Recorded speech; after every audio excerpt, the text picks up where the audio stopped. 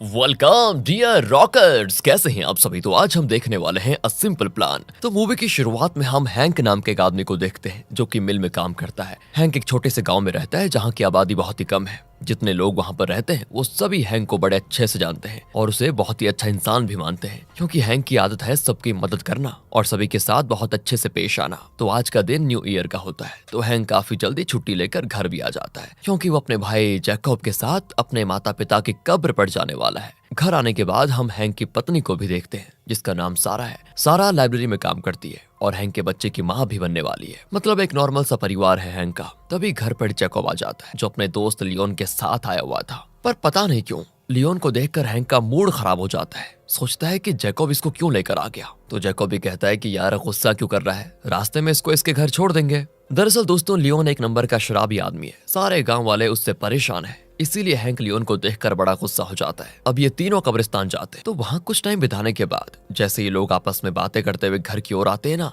तभी उनकी गाड़ी के सामने एक लोमड़ी गुजर जाती है और उस लोमड़ी को बचाने के चक्कर में जैकब गाड़ी जैसे ही साइड करता है, गाड़ी सीधे पेड़ से टकरा जाती है। किस्मत से तीनों बच तो जाते हैं, पर इस चीज से जैकब को बड़ा गुस्सा आता है कि बिला वजह लोमड़ी ने आज नुकसान करा दिया और अब लगता है इस लोमड़ी को मारना ही पड़ेगा। लेकिन हैंक के मना करने पर भी कि यार ये छोड़ दे, क्या छोटी सी बात को सीरियस लेता है। लेकिन जैकब नहीं मानता, इसीलिए हैंक को भी उसके साथ जाना पड़ता है। तो वो तीनों जंगल में आकर उस लोमड़ी को ढूंढने लग जाते हैं, लेकिन बस उनका टाइम वेस्ट होता है और कुछ भी नहीं। इसलिए लियोन बर्फ का गोला बनाकर इधर उधर फेंकने लगता है ताकि कम से कम यहाँ कर थोड़ी मस्ती तो हो जाए। लेकिन जैसे ही एक बर्फ का गोला वो सामने की तरफ फेंकता है, उस गोले से वहां रखी सारी बर्फ नीचे गिर जाती है, मानो वो बर्फ किसी चीज के ऊपर रखी गई हो। और जैसे ही वहां से बर्फ हटती है तो जो तीनों को दिखाई देता है ना, उन्हें अपनी आंखों पर यकीन नहीं होता, क्योंकि सामने एक पूरा प्लेन मौजूद था जो क्रैश होकर बर्फ के नीचे दबा हुआ था। वो तीनों तुरंत उस प्लेन के पास जाते हैं कि क्या पता शायद इसमें कोई जिंदा हो। लेकिन ये प्लेन ज्यादा बड़ा नहीं होता, उसमें सिर्फ पायलट का शव मौजूद होता है, जिसकी हालत देखकर तो ऐसा लगता है मानो महीनों से यहाँ पर पड़ा हुआ हो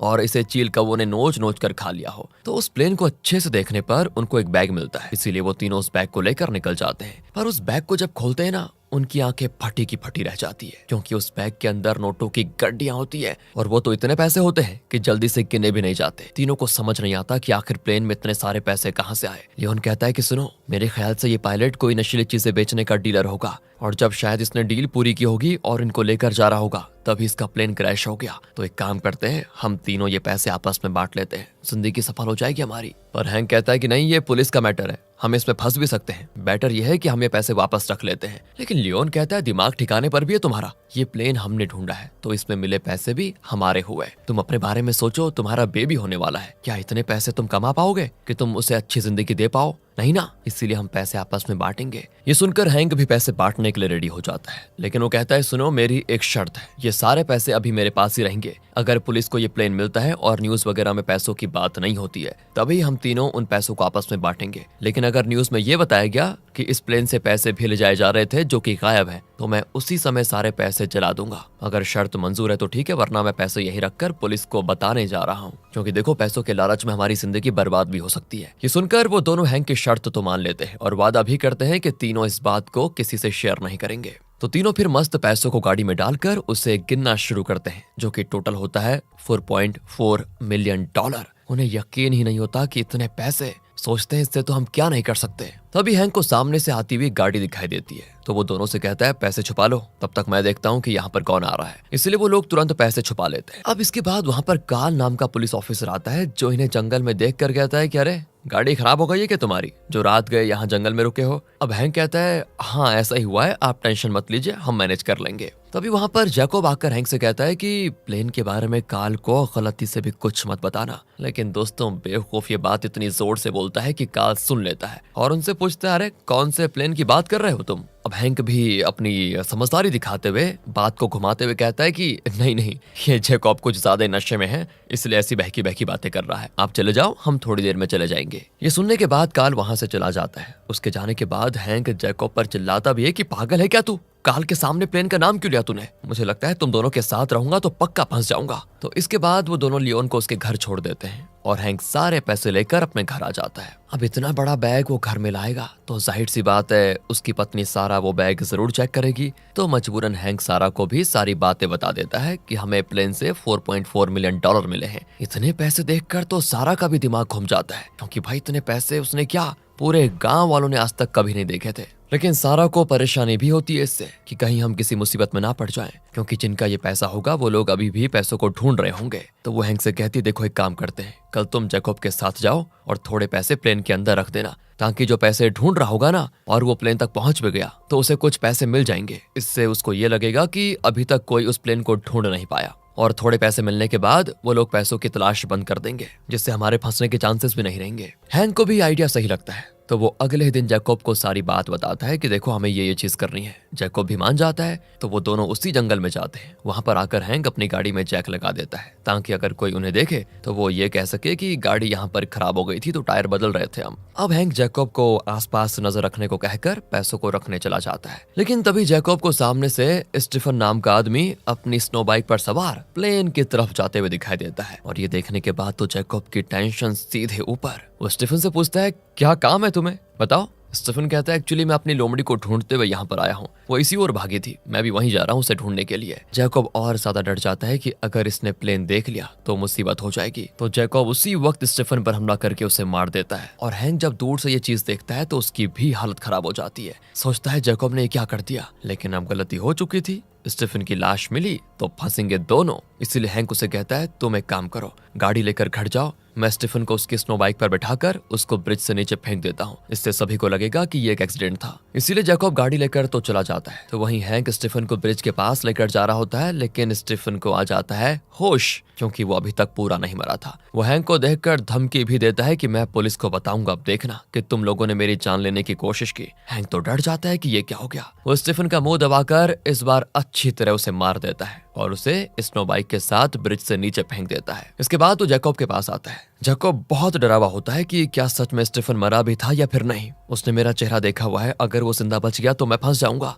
लेकिन हैंक कहता है, इसकी टेंशन लेने की जरूरत ही नहीं है। उसे अचानक से होश तो आ गया था, लेकिन मैंने बाद में अच्छी तरह उसकी जान ले ली, इसलिए तुम गाड़ी चलाओ, बाकी चीजें छोड़ दो। घर आने के बाद हैंक स्टीफन की बात को सारा को भी बता देता है, जिससे वो भी घबरा जाती है कि यार ये क्या कर दिया तुमने, कहीं तुम अब हत्या के आरोप में न फंस जाओ यार। तभी न्यूज से उन दोनों को पता चलता है कि स्टीफन की लाश पुलिस वालों को मिल गई है, और उनका भी यही मानना होता है कि ये एक एक्सीडेंट था, इसलिए स्टीफन का केस बंद कर दिया जाएगा, ये पुलिस वाले कहते हैं। तब ये देखकर हैंक और सारा की जान में जान आती है कि चलो बच गए। लेकिन सारा हैंक से काफी ज्यादा होशियार थी। वो हैंक से कहती है कि जैकब को तुम्हें नहीं बताना चाहिए था कि तुमने स्टीफन को बाद में मारा, क्योंकि अगर वो कभी बाद में फंसेगा तो वो तुम्हारे ऊपर पूरी तरह से स्टीफन को मारने का आरोप भी लगा सकता है, इसलिए तुम्हें इस चीज का ख्याल रखना होगा। अगले दिन सारा को लाइब्रेरी से कुछ पुराने न्यूज़पेपर्स मिलते हैं, जिसे वो हैंक को दिखाकर कहती है, इसमें लिखा है कुछ टाइम पहले एक लड़की का अपहरण हुआ था, जिसकी फिरौती के लिए $4.4 मिलियन मांगे गए थे, लेकिन पैसे मिलने के बाद भी अपहरण करने वालों ने लड़की को मार दिया और पैसे लेकर भाग गए। लड़की को 2 भाइयों ने मिलकर मारा था।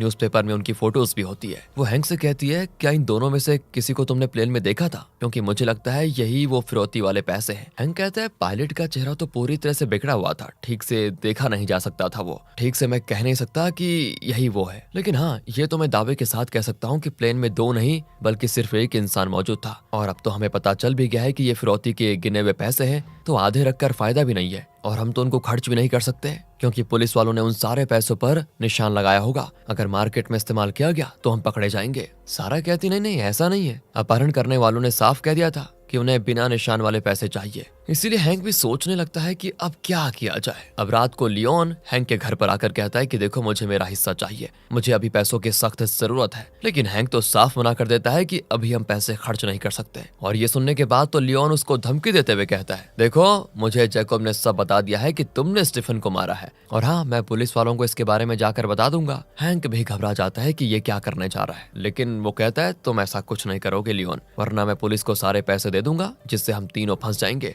और देखो तुम्हें पैसों की अभी जरूरत है, तो लो मेरे पास हाल फिलहाल कुछ पैसे हैं, इन्हें रख लो, कम पड़े तो बाद में और मांग लेना। तो लियोन उन पैसों को लेकर चला जाता है। अगले सीन में सारा एक प्यारी सी बच्ची को जन्म देती है। तभी बधाई देने के लिए जैकब भी हॉस्पिटल आता है, लेकिन हैंक उसे साइड में ले जाकर कहता है कि तुम्हारी हिम्मत कैसे भी लियोन को स्टीफन के बारे में बताने की कि मैंने उसे मार दिया था। देखो, अगर तुम और लियोन मुझे मिलकर फंसाने की कोशिश करोगे ना तो मैं भूल जाऊंगा कि तुम मेरे बड़े भाई हो और अपने साथ तुम्हें भी अंदर करवा दूंगा, इसीलिए आगे से अपना मुंह बंद रखना। जिस पर जैकब हैंक से माफी भी मांगता है कि देखो मैंने गलती से सब उसे बता दिया, आइंदा इस बात का ख्याल रखूंगा। इसके बाद सारा हैंक से कहती है देखो लियोन पर मुझे बिल्कुल भरोसा नहीं है, इसीलिए तुम एक टेप रिकॉर्डर खरीदो और लियोन को बहुत ज्यादा शराब पिलाते हुए उसे अपनी बातों में उलझाओ और उसके मुंह से ये निकलवाओ कि उसने ही स्टीफन को मारा है। तो ये एक सबूत रहेगा तुम्हारे पास लियोन के खिलाफ, जिससे अगर वो तुम्हें फंसाने के बारे में कभी सोचेगा भी तो तुम ये टेप दिखाकर उसे धमकाना। हैंक मान जाता है और वो जैकब को भी इस प्लान में शामिल कर लेता है। इसके बाद वो दोनों लियोन के घर पर जाते हैं और तीनों मिलकर खूब दारू पीते हैं। तब जैकब कहता है अगर बाई चांस हैंक फंस जाता है तो मुझे समझ नहीं आ रहा कि हैंक पुलिस के सामने कैसे कन्फेस करेगा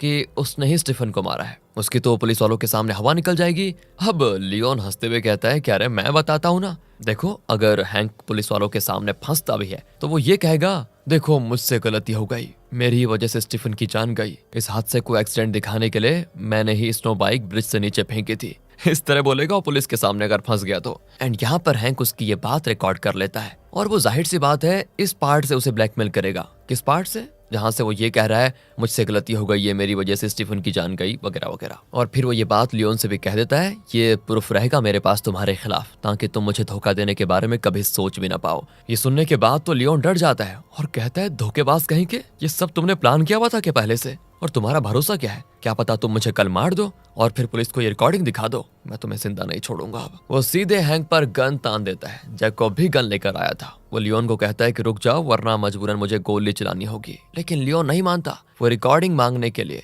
हवा में एक गोली चला देता है ताकि डर से हैंक वो रिकॉर्डिंग उसको दे दे, पर जैकब की गन से गोली चल जाती है जिससे लियोन बेचारा वहीं पर अपना दम तोड़ देता है। बताओ यार क्या करने आए थे और क्या हो गया। लियोन के मरने के बाद उसकी पत्नी नैन्सी भी डर जाती है और पुलिस को फोन करने के लिए जा ही रही होती है। तभी हैंक उससे कहता है कि देखो ये सब गलती से हुआ है, हमारी कोई गलती नहीं है। नैन्सी इतना ज्यादा डर जाती है कि वो सीधे उन पर फायरिंग शुरू कर देती है। तभी अपनी जान बचाने के लिए हैंक नैन्सी को भी शूट करके मार देता है। देखा, पैसों के लिए अब तक 3 लोगों की जान चली गई है, जबकि अभी तक वो पैसा किसी के इस्तेमाल में आया ही नहीं। दोनों के मरने के बाद हैंक घर में जा जाकर इधर उधर गोलियां चलाता है, जिसके बाद खुद पुलिस को फोन करके कहता है कि लियोन के घर में गोलीबारी हुई है जिससे दोनों मर गए, आप जल्दी आ जाओ। पुलिस के आने से पहले हैंक गन से अपनी फिंगरप्रिंट मिटा देता है और गन को लियोन के हाथों में रख देता है। इसके बाद वो जैकब के पास आता है जो बहुत ज्यादा डरा हुआ होता है क्योंकि 3 लोगों की अभी तक जान जा चुकी है। हैंक कहता है देखो पुलिस के सामने हमें सावधानी से जवाब देना होगा, जैसा मैं कहता हूँ वैसा ही तुम्हें करना होगा। तुम ये कहना कि हम कुछ काम से लियोन के घर आए थे जहाँ लियोन ने काफी ज्यादा शराब पी रखी थी और नशे में होकर वो घर में इधर उधर गोलियां चलाने लग गया, जिस गोलीबारी में नैन्सी को एक गोली लग गई और उसने मौके पर ही अपना दम तोड़ दिया। इसके बाद तुम ये भी कहोगे कि वो हमें शूट करने के लिए हमारी तरफ बढ़ा तो सेल्फ डिफेंस में तुमने उस पे गोली चला दी, तुम ये कहोगे, समझे? अब इस चीज पर जैकब हामी भर देता है। वो दोनों पुलिस को यही बयान देते हैं। हैंक की बात पर पुलिस को भरोसा भी हो जाता है क्योंकि लियोन जाना माना शराबी था और हैंक एक रिस्पेक्टेड बंदा इस गांव का। इसके बाद बेचारा लियोन और उसकी पत्नी का अंतिम संस्कार दिखाया जाता है। अब अगले सीन में हैंक अपना बाल कटवा रहा होता है, तभी वहां पर काल आता है जो हैंक से कहता है क्या तुम जैकब के साथ कल पुलिस स्टेशन आ सकते हो, क्योंकि एक FBI ऑफिसर मैक्स किसी क्रैश प्लेन की जानकारी निकालने के लिए आया हुआ है, वो तुमसे कुछ सवाल पूछना चाहता है। ये सुनने के बाद हैंक की घबराहट चालू। वो घर आकर सारा से कहता है कि देखो हम सारा पैसा लेकर अभी शहर से भाग जाते हैं वरना फंस जाएंगे। सारा कहती है अब भागेंगे तो और ज्यादा फंसेंगे, एक बार जाकर तो देखो वो पूछना क्या चाहते हैं। तो हैंक जैकब के साथ काल के स्टेशन आता है जहां मैक्स भी मौजूद था। तो काल जैकब से कहता है कि तुम याद करो तुमने जंगल के पास एक बार कहा था कि हैंक काल को प्लेन के बारे में मत बताना। तो इस समय दोस्तों जैकब नशे में तो है नहीं, इसीलिए मैक्स उससे ये पूछना चाहता है कि क्या बाई चांस तुमने जंगल में किसी क्रैश प्लेन को देखा था। तभी हैंक बीच में बोल पड़ता है कि अरे यार आप भी बस ऐसी बात को सीरियस ले रहे हैं, वो तो बस नशे में जैकब ने कह दिया था। मैक्स कहता है नशे में कहा क्या होश में कहा, इसका पता तो वहां जाकर ही लगेगा, इसीलिए हमारे साथ तुम्हें उसी जगह पर जाना होगा ताकि वहां एक बार तलाशी तो ले पाए। अगर सब कुछ सही रहा तो तुम फ्री हो जाओगे। और अब हैंक और जैकब दोनों के पसीने छूट जाते हैं कि कई भैंस पानी में हम फंस गए बुरा। हैंक घर आकर सारा को सारी बात बताता है। सारा कहती है मैक्स को कैसे पता चला कि प्लेन के अंदर ही पैसा होगा, कहीं ऐसा तो नहीं कि उन दोनों अपहरण करने वाले भाइयों में से कोई एक भाई ये मैक्स हो जो अपने पैसे ही ढूंढ रहा हो। तो वो न्यूज़पेपर में छप पे दोनों भाइयों की फोटो दिखाकर हैंक से कहती है, क्या मैक्स की शक्ल इन दोनों में से किसी से मिलती है? हाँ, हैंक कहता है एक से तो मिलती है, लेकिन थोड़ा बहुत होलिया बदला हुआ है। जैसे इसकी दाढ़ी है और ये थोड़ा मोटा है, लेकिन मैक्स की दाढ़ी नहीं है और वो पतला है। तो सारा कहती है कि देखो, मेरा एक रिश्तेदार है जो FBI में काम करता है, मैं कल उसे फोन लगाकर पूछूंगी कि क्या FBI वालों ने किसी को काल के स्टेशन भेजा है, क्योंकि अगर मैक्स FBI ऑफिसर नहीं हुआ तो प्लेन मिलते ही वो तुम्हें तुरंत मार देगा।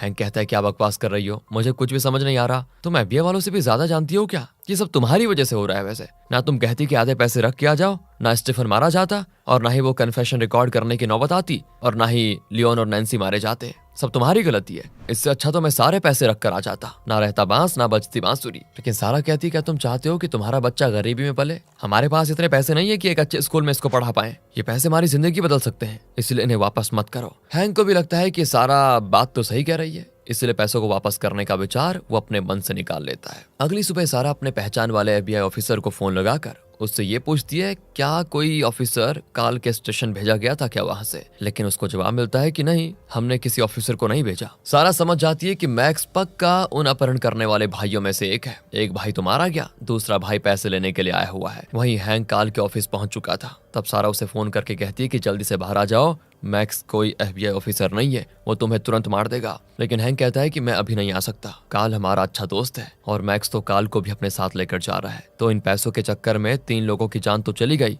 मैं अब एक और जान भी नहीं जाने दूंगा। इतना कहकर वो फोन कट कर देता है। अब दोस्तों, काल, हैंक और मैक्स तीनों प्लेन ढूंढने जंगल में जाने को तैयार हो जाते हैं। तब हैंक उन दोनों से कहता है कि एक काम करो, आप लोग जाओ, मैं कुछ भूल गया हूँ, तो उसे लेकर बस 1 मिनट में आता हूँ। इसके बाद हैंक काल के केबिन में जाकर उसकी गन ले लेता है ताकि जरूरत पड़ने पर वो अपना और काल का बचाव कर पाए। इसके बाद वो तीनों जंगल में आ जाते हैं। तभी वहां पर जैकब भी आ जाता है, जिसको सारा ने भेजा था। उसने जैकब को मैक्स की सच्चाई भी बता दी थी, ताकि अगर मैक्स कुछ भी करने की कोशिश करता है तो बाकी मिलकर उसे मार देंगे। उन दोनों को आपस में बातें करता हुआ देखकर मैक्स को शक होने लग जाता है कि जैकब और हैंक कुछ तो छुपा रहे हैं, लेकिन इस समय वो उन पर इतना ध्यान नहीं देता। इसके बाद वो चारों जंगल में अलग अलग होकर प्लेन को ढूंढने में लगे होते हैं, ताकि जिसको पहले प्लेन मिल जाएगा वो आवाज लगाएगा। तब काल को ही सबसे पहले वो प्लेन मिलता है, इसीलिए वो बाकियों को गोली चलाकर वहां बुला लेता है। इस चीज से मैक्स तुरंत प्लेन के पास जाता है, लेकिन तभी हैंक काल को आवाज लगाकर कहता है कि तुरंत मैक्स को शूट करके मार दो, ये FBI ऑफिसर नहीं बल्कि धोखेबाज है, ये हमें मारने के लिए आया हुआ है।